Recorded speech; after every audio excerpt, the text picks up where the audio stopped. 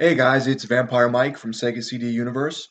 Wanted to do a quick video talking about a movie that I've watched now for the second time and wanted to just kind of shoot the shit with you guys about.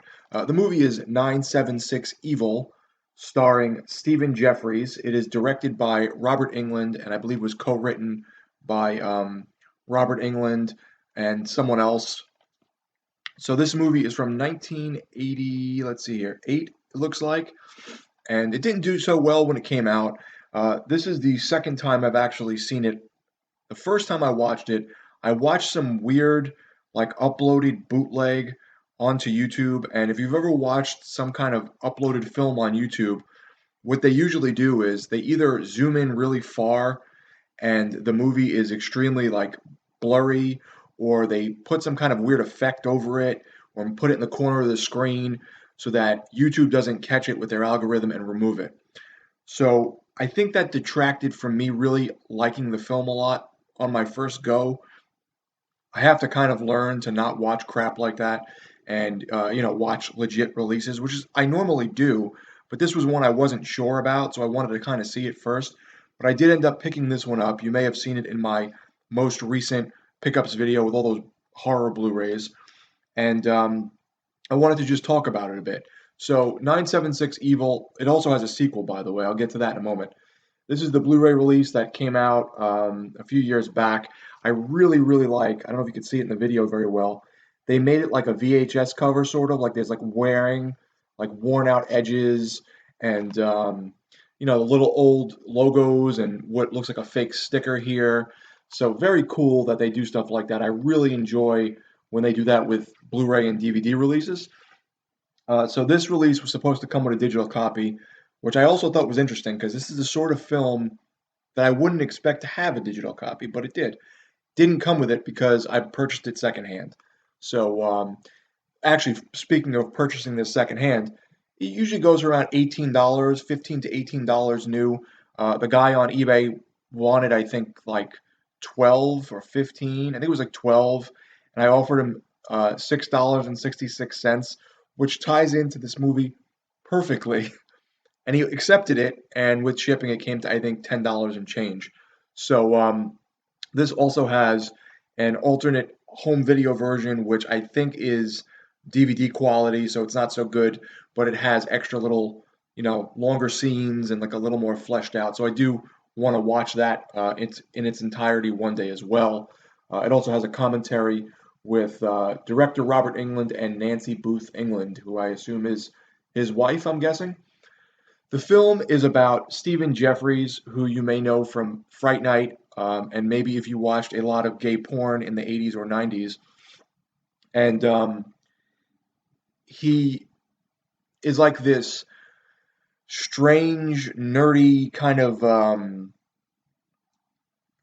kid, I guess, like teenager, who has this really cool cousin who rides motorcycles and gambles and smokes and all this stuff.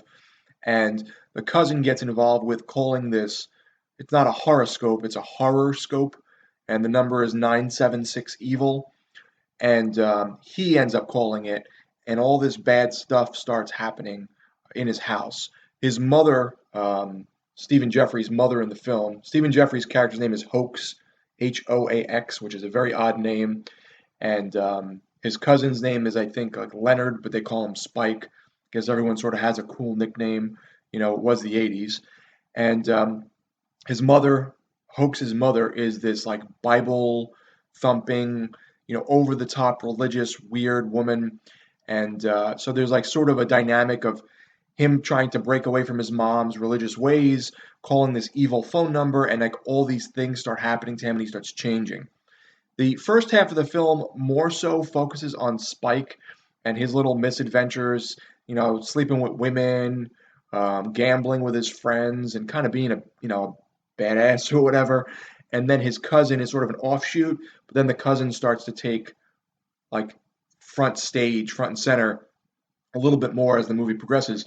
The thing I really like about this movie is it's a perfect 80s time capsule, and I love that about films. Not only the way the box art looks and the feeling, but it it revolves around 900 numbers, which people don't use anymore.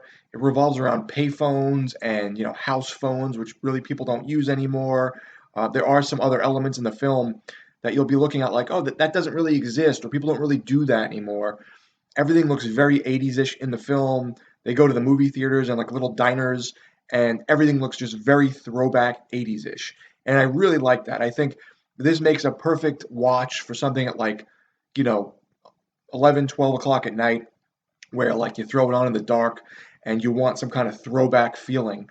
I thought the story was pretty cool, something I haven't really seen done before in a film. I thought the actors were pretty good. I thought the special effects were actually really cool, especially the backgrounds and little nuanced kind of dinginess they got from the film. As I said, it was directed by Robert Englund, who played Freddy Krueger. So he definitely has his, or had, I should say, or maybe still does, his finger on the pulse of cheesy sort of horror films being Freddy Krueger. And I think he got that across in this movie. I wish it would have done better in its release from what I'm reading about it, but I'm glad that it has a cult following and they even made a sequel. The sequel was directed by someone else. I think it's I can't think of his name. I think it's like John Winoski. He's I think he did Chopping Mall, if I'm correct on that. The second one is called 976 Evil 2, and it's about this girl who finds out her principal is using the horoscope number to like astral project and kill like bad students. It sounds weird, and it is, but it's actually pretty good. And it makes a return by Spike from this film. He plays a really big role in the second film. That one's only on DVD and I think VHS.